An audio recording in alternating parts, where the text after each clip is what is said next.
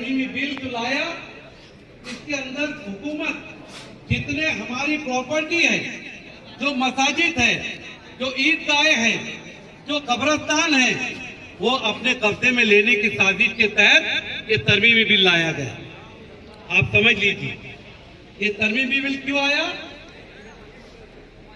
Waqf by user, यानी जिसके कागजात नहीं है, अंग्रेजों की हुकूमत से पहले 13वीं, 14वीं, 15वीं सदी में कोई डॉक्यूमेंट नहीं था, और उस जमाने में जो उसका यूज होता था वो मस्जिद हो, कब्रिस्तान हो, शमशान हो, ईदगाह हो, कोई उसके डॉक्यूमेंट नहीं थे। उसके इस्तेमाल की वजह से उसको कहते हैं वक्फ बाय यूजर। आप यूजर का स्पेलिंग समझते हैं ना। उसको इन्होंने खत्म कर दिया। अब वक्फ बाय यूजर अगर खत्म हो गया तो सारी प्रॉपर्टी गवर्नमेंट की। आप समझ के चलिए, जिनके पास डॉक्यूमेंट नहीं है, वक्फ बाय यूजर है, आपकी मस्जिद है, खानका है, दरगाह है, ये सारी चीजें आपकी, अगर आपके पास डॉक्यूमेंट नहीं है तो ये गवर्नमेंट की हो जाएगी।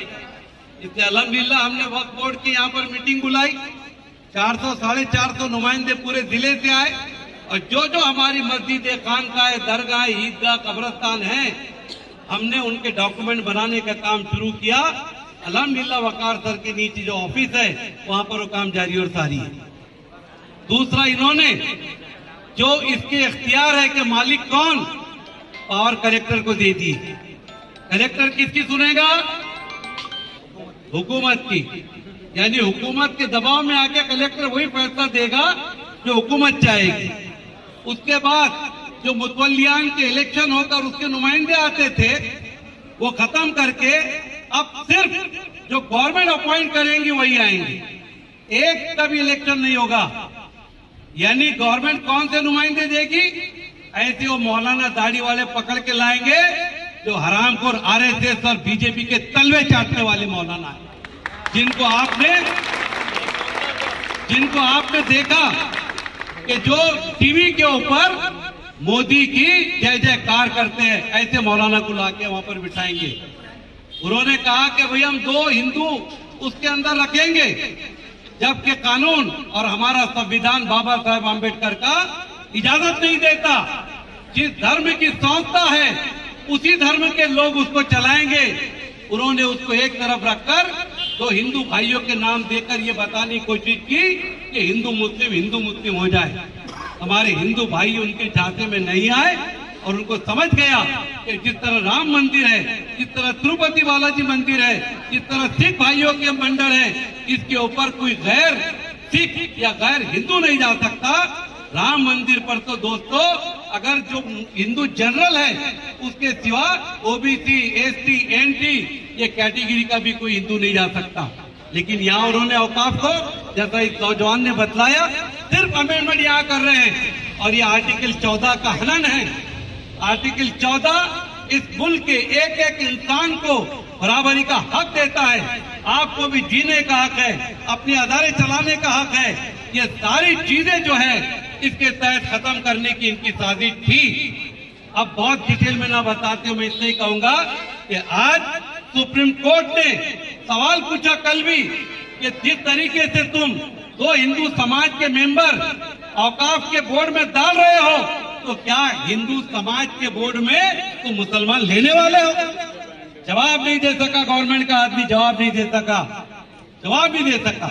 उन्होंने कहा कि वक्फ बाय यूजर, यानी जिसके कागजात नहीं है, अगर वो तुम्हारे पास में है तो क्या तुम उसको कब्जा कर लोगे? कैसे कब्जा करोगे? इसी तरीके से फिर मुगलों ने, राजाओं ने जो प्रॉपर्टी, जो मंदिर, मस्जिद दिए, तो क्या उसके मालिक आप बन जाओगे? इनकी सारी साजिश है दोस्तों कि किसी भी तरीके से औकाफ की जमीन हमारे डेवलपमेंट के रास्ते बंद करना और यहाँ पर हिंदू की 2020 खेल करने की कोशिश की है। आज अल्हम्दुलिल्लाह सुप्रीम कोर्ट ने हुकूमत को मना किया। एक और तारीखी बात सुन लीजिए, पहली मर्तबा सुप्रीम कोर्ट के अंदर किसी मामले के अंदर हुकूमत हिंद ने कैवियट दाखिल किया है। कैवियट क्यों दाखिल करते आपको बताऊं? एक तरफा फैसला ना हो, इसलिए सामने वाला पक्षकार अगर कैवियट दाखिल करे तो कोर्ट एक तरफा फैसला नहीं करती, वो पार्टी को भी सुनती है। अगर गवर्नमेंट को भरोसा था कि उन्होंने संविधान के हिसाब से किया तो फिर इनको कैवियट दाखिल करने की क्या जरूरत थी? कोई जरूरत नहीं थी। अब हमारे यहाँ भी कई लोग काम कर रहे हैं। हमने भी मुस्लिम पर्सनल बोर्ड की हिमा पर एक मंडल बनाया, एक कोऑर्डिनेशन कमेटी बनाई। हम पूरे जिले में जा रहे हैं। कल भुसावल में थे, परसों हमने शुरुआत इकरा से की। कल चेंदुर्नी के अंदर 4 बजे हमारा प्रोग्राम है। उसके बाद वरनगांव है। कई जगह के हमको बुलाने आए और सबको मालूमात दी जा रही है। मसले का हल जब निकलेगा जब आपको मसला मालूम हो। बगैर मसले के अगर आप कोई रैली में चले गए, आपके हाथ में ये प्ले कार्ड है, तो जैसा मोदी के सपोर्ट में खवातीन आई कि मोदी के इस वक्त बिल को बनाने में, तरमीम करने में मुसलमानों को फायदा है। पत्रकार ने पूछा, बहन जी आप क्यों आई हो? कहने लगा भाई महंगाई बहुत बढ़ गई। क्या बोलती हो लेडी? महंगाई बहुत बढ़ गई कि उसको मालूम ही नहीं था काय के लिए आएगी। तो आप ऐसा चाहते हैं कि इस मसले के हल के लिए? ये बातें हमने मोटी मोटी बताई आपको। बहुत से लोग कह रहे हैं मुसलमान नौजवानों रास्ते पे निकलो, रास्ते रोको, हाईवे जाम करो, डरने की जरूरत नहीं है। मैं उनसे बोलना चाहता हूं कि मुसलमान डरने वाला नहीं है। डर हमारे नौजवानों के पास बिल्कुल भी नहीं है, लेकिन हम जज्बात के साथ होश से काम करेंगे। ये लड़ाई हमारी अभी लोगों को समझाने में जा रही है। हम जगह जगह जाके लोगों को बता रहे हैं कि वक्त क्या है, क्या कानून आए। अच्छा हमारा स्टाइल क्या है? पूरे हिंदुस्तान में, अभी उड़ीसा से आ रहा हूँ, बिहार से आ रहा हूँ, पूरे हिंदुस्तान में बोल रहा हूँ, जवानों, प्यारे जवानों, तुम सुन लो। मैं बहुत खतरनाक बोला, 10 मिनट में दंगे करा देता मैं, इतना डेंजर है।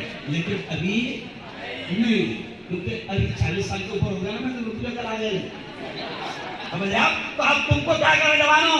लोग तुमको उत्साहेंगे, वर्गलाएंगे, रोड पर लाने की कोशिश करेंगे। कल भी मैंने उसाल में क्या बोला सर कि कभी कभी अपने भाई वाला बहुत जोर से नारा डाला था, ऐसा लगता तुमको अपना है, लेकिन बाद में पता चलता तुमको भेज था। तो अपनी सपने ये भी देखना पड़ता कि कौन उधर से आए हैं। अरे भाई हमारे बड़े क्या करें? अभी इत्मीनान से जंग शुरू करो।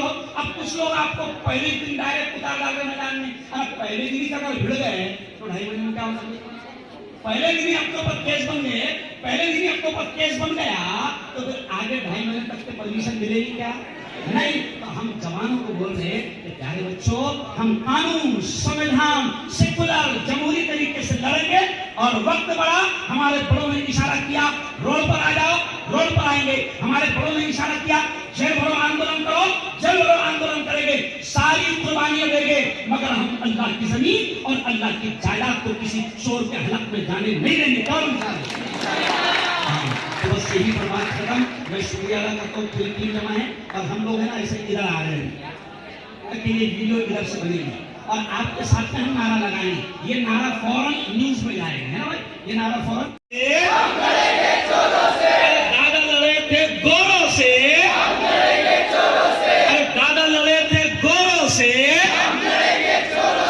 अगला नारा जिंदाबाद का संविधान, संविधान, संविधान, संविधान, supreme court, supreme court, supreme court,